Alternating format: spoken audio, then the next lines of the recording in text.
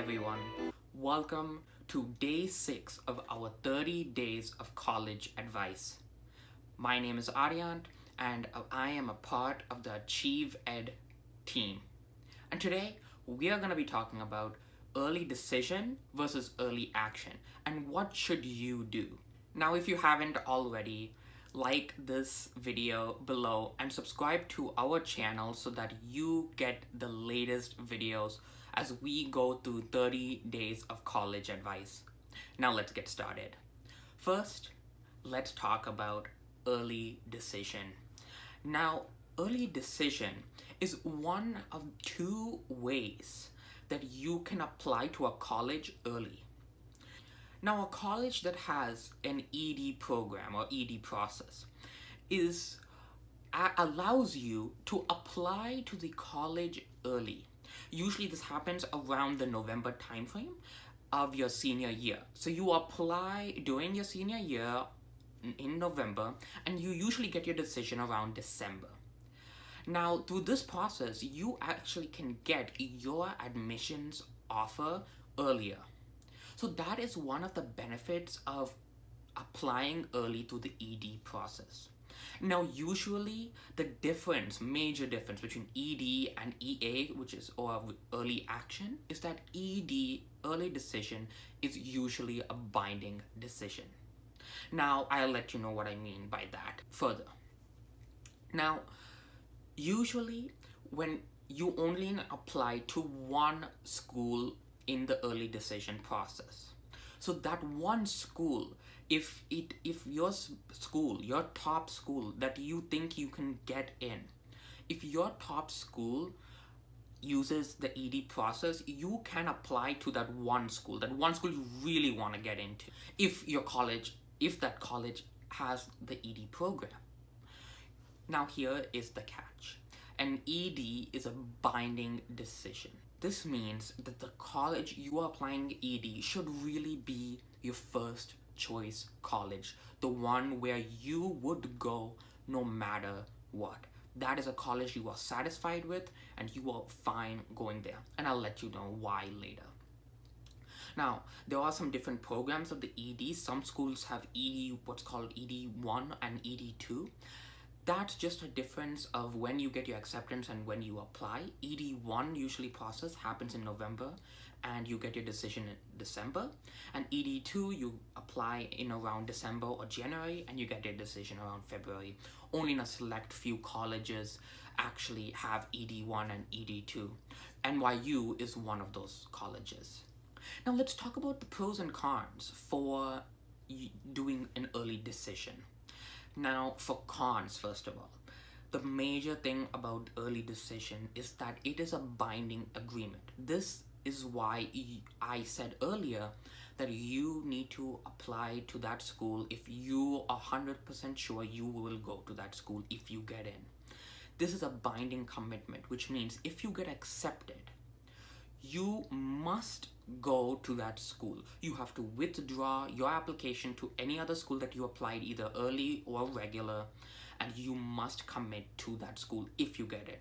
Now, if you get deferred or if they straight up reject you, then you're out of that agreement and you can apply to other schools. But if you get in ED to that particular school, you have to go. There's no really other choice. There's not much of an appeals process. Or the appeals process would be very difficult to try and get out of that binding agreement. Also, the second major con is that if you are looking for financial aid to that a particular school because you cannot afford the tuition, it is very difficult if you apply ED, because when you apply ED to a school, it signals to the college that you really want to go there. That basically means that they are less inclined, because it's a binding agreement and you have to go to that school. Colleges may be less inclined to give you a more generous financial aid package because they know you don't have a choice. You have to go to that school since you signed that agreement that you will go there no matter what. So that is another huge con of ED.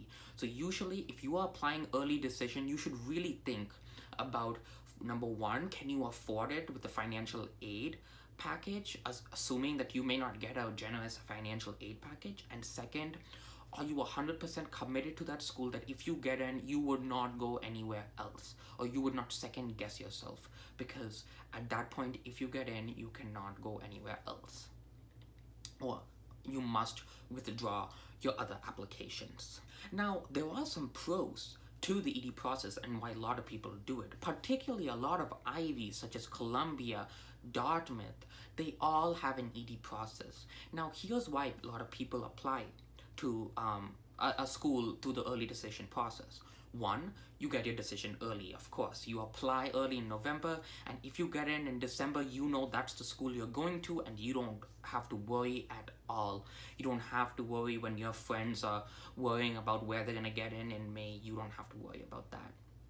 And second, which is a huge advantage to the early decision process, is because fewer applicants apply to the colleges such as like Columbia or Dartmouth or Cornell. Since few of them apply early decision, colleges, because they know that you are committed to that school, they have a higher acceptance rate. For example, for UPenn, the University of Pennsylvania, their regular decision acceptance rate is around 6 to 7%. But their ED rate, their early decision rate, is around 20%. That is more than 3 times higher than the regular decision acceptance rate. And that is why a lot of students choose to apply to the early decision for some school, so that they have a higher chance of getting into that reach school that they really want to go to. Now, as we've talked about early decision, now let's move on to early action. Now, early action is similar to early decision in that you apply early and you can get your results early. You apply around November, and again, you get your results around December. Now, again, some schools might only have only early decision processes to apply early. Some might have early action processes and no early decision, and some might even have both. It depends on the school, and I would encourage you to check the school you're applying to, their particular policy on applying early. But now we're going to be talking about the EA, or early action process. Now, if you're applying EA, usually you can apply to as many schools under their early action process, because you are not binded to go there. You can apply to as many EA schools as possible. And again, the pro is you submit early the application and you receive your admissions offer early. Now, a con of the early action program is that if you apply early action to a school, usually, because it's not really a binding agreement that you are definitely 100% going there, usually the acceptance rate for EA for a school is usually the same as the regular decision. The only difference is that you get your decision offer earlier on in December. But a pro versus early decision, early action is non-binding. Again, you can apply to as many schools, and if you get accepted to one of the schools in early action, you do not 100% have to go there. You can still apply regular decision, or you can commit to another school EA. However, there is some restrictions for certain types of early actions, and today we'll be talking about a very specific one, which is restrictive early action. Now, schools that use restrictive early action usually don't have the early decision process. They only have restrictive early action. These schools include Harvard and Stanford. Now, restrictive early action for these kind of schools basically means that if you apply restrictive early action to a place like Stanford or Harvard, you cannot apply to another private university in their ED or EA. So, for example, if you apply Stanford restrictive early action, you cannot apply to a school like MIT, which is a private university, in their early action program. You cannot do that under their policy. However, usually a school that allows restrictive early action, if you apply restrictive early action to a school like Stanford or Harvard, you can apply to as many schools EA as long as they are a public university. So again, for example, if you apply to Stanford restrictive early action, you necessarily cannot apply MIT early, but you can apply to, for example, apply to a school like UIUC or even UMass schools. You can apply early to them because they are public universities, they are not private. And again, the pro of early action, just like early decision, is you get to know the results early. You can be done. If you are admitted to these universities in December, you can be done. Talking about these pros and cons for early action, early decision, you need to be thinking about these pros and cons when deciding applying early, when you're applying early to a school. First of all, which program do they have, and are you comfortable applying there? If it's early action, knowing that the acceptance rate difference is very minor, if not any.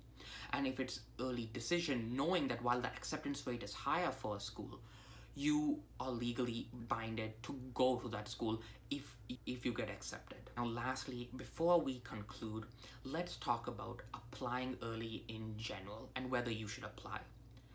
In general, you should apply early only if you are prepared with your application. You have your essays, you know that your GPA at that point, before including your first semester of senior year, your GPA is pretty high. You have your standardized test scores ready, you have all your essays ready, and you have all your activities listed out, and you are ready with that college application to submit in November. If you do not, if you still need some time to work on your college application, or maybe take that SAT one more time, ACT one more time in November or December, then I encourage you to really think twice before applying early. Only apply early if you know that you yourself in November will be ready to press that submit button early and get that decision early. So thanks for watching. That is all. This was day 6 of our 30-day program of college advice. Stay tuned for tomorrow. Take care, and we'll see you in the next one.